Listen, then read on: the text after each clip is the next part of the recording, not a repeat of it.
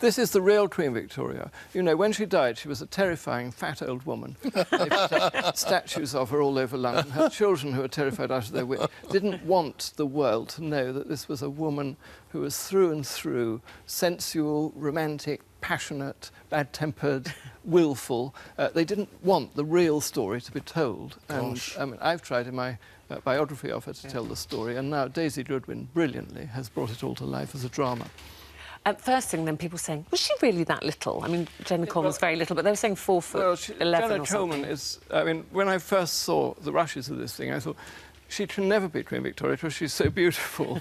And Queen Victoria's best friend, her cousin, who might have married her, George, Duke of Cambridge, said, I could never have married my little cousin. She's so plain. She looked like a child. If you go to Kensington Palace now and see her real clothes, they look like children's Quite clothes. diminutive, really. Yeah. But from a child, had she always got a sense of destiny, that, you know, she knew this was the role that would come her way? I think so. I mean, certainly from 10 or 11, she was beginning to realise, and by the time she was 12, she knew.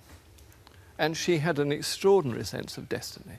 So she was ready to be queen? She was ready, all right. I mean, it was a very strange story, as you probably know. Her grandfather, George III, had 15 kids. And they all weren't sexually restrained, to put it mildly. So there were hundreds of grandchildren, but none of them were legitimate. There was only one, Princess Charlotte, and she died in childbirth. And after that, all Queen Victoria's fat old uncles raced around trying to produce some legitimate heirs, and it was her dad, the Duke of Kent, who won the race.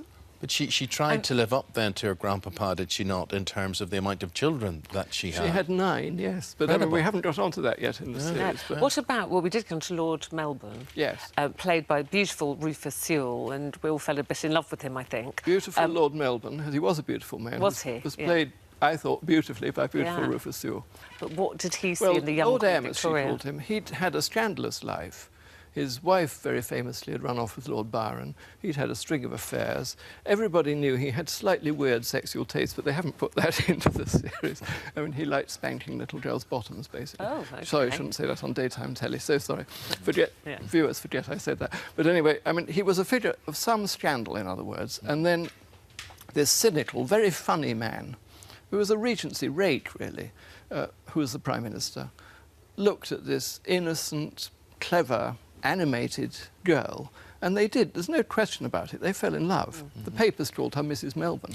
Well, actually, you have whet our appetite, I think, to watch this as the series progresses. If only history could have been as fun as having a teacher like this man at school with things. No, but also, I mean, let it be said, Daisy Goodwin is a brilliant historical dramatist. Yes. And she's taken all this material and made it into absolutely Well, you see, gripping it's drama. lovely to hear that, because so often people say, oh, it's a lot of rubbish, it's far-fetched, it was never like that. But another thing which will surprise people is her name wasn't Victoria. Well, when they christened her, her godfather was the Emperor of Russia, Alexander, and they called her Alexandrina or Alexandrina.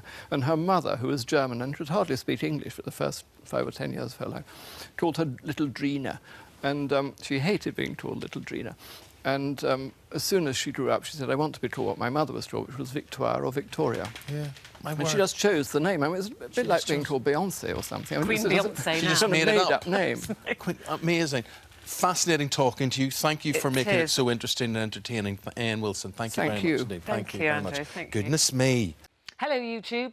For more of the same, just click here, and don't forget you can subscribe for even more of these amazing videos exclusive to our channel. That is the shot, and then that is the shot, and then this is the one everybody's talking about. This is the shot here. And there's a reason why everyone's talking about that, because what's brilliant is when you zoom out of the close-up and see what Prince George is stood on.